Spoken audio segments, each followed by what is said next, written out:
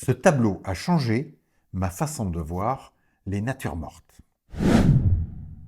Pendant des années, lorsque je passais dans des musées, que je voyais des natures mortes, je trouvais assez peu d'intérêt à ça en fait, et je me disais que peindre des objets, des fruits, des poissons, du gibier, ou la vaisselle, ça n'avait pas un intérêt majeur, et franchement je passais complètement à côté.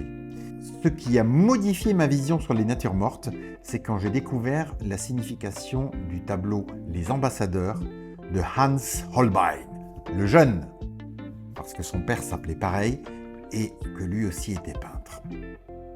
Ce tableau représente deux personnages. D'un côté, on a Jean de Dinteville, qui était un aristocrate bourguignon, et de l'autre, Georges de Selve, qui était évêque de Lavaur. Les deux étaient ambassadeurs du roi de France à la cour d'Angleterre, auprès du roi d'Angleterre, le tristement célèbre Henri VIII. Ce tableau montre la virtuosité de Holbein, surtout avec la quantité incroyable de détails avec lesquels il a été peint.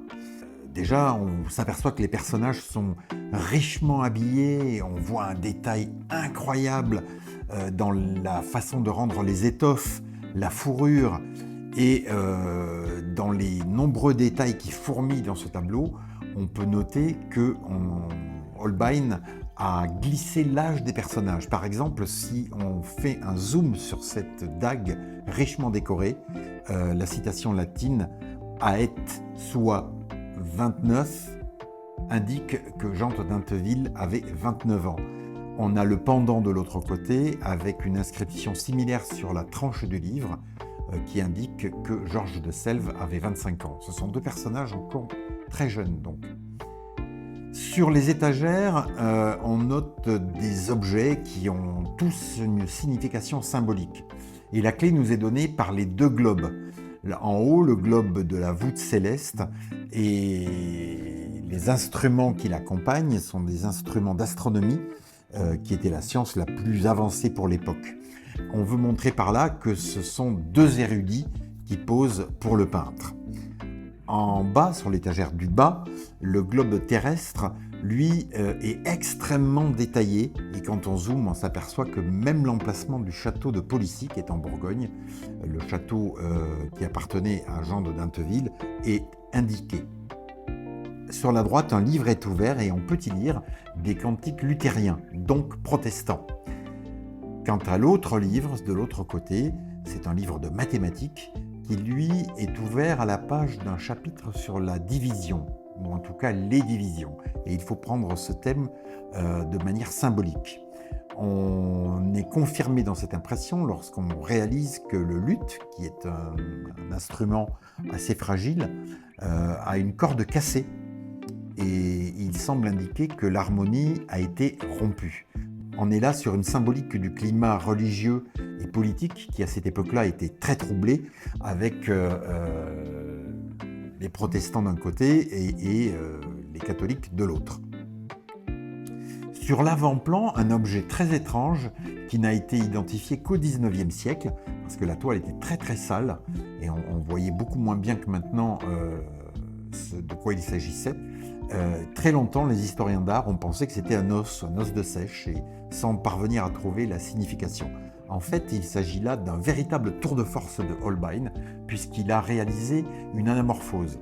Une anamorphose, c'est une image qui n'apparaît sous sa pleine présence que vue sous un certain angle. Et pour réaliser de quoi il s'agit, on peut soit se mettre sur un côté du tableau, dans un angle très précis, soit se munir d'un objet réfléchissant, un objet en métal par exemple, de forme convexe, et si on le place sur la toile d'une certaine façon, on réalise alors qu'il s'agit d'un crâne humain. Et ce crâne n'est pas là complètement par hasard, il est destiné à symboliser que même les personnes les plus puissantes, les plus flamboyantes, sont mortelles. C'est donc une vanité comme on peut en voir beaucoup à cette époque-là. Mais ce n'est pas tout, parce qu'il y a encore un détail que beaucoup de gens ne remarquent même pas. Ce rideau vert de couleur très présente, très forte, n'est pas là par hasard, il symbolise la mort et le passage tout cas de la vie à la mort. Et ce qui nous le prouve encore une fois, c'est que dans le coin supérieur gauche, très discrètement, on s'aperçoit que derrière un pli du tissu se trouve un crucifix qui indique que le salut ne vaut que par la foi catholique, bien évidemment, qui était la doctrine qui était dominante à l'époque. Voilà, ce tableau, je n'ai fait que survoler les mystères dont il est auréolé. Il y en a encore bien plus à explorer. C'est un format de vidéo un peu plus long que j'ai voulu essayer aujourd'hui. Voilà, j'ai voulu essayer de vous faire partager la passion que j'ai pour cette peinture qui est remplie de mystères, remplie de symboles et de choses qui sont à double sens ou à triple sens parfois. N'hésitez pas à me dire ce que vous en pensez. Merci de votre attention et à très vite. Bye bye.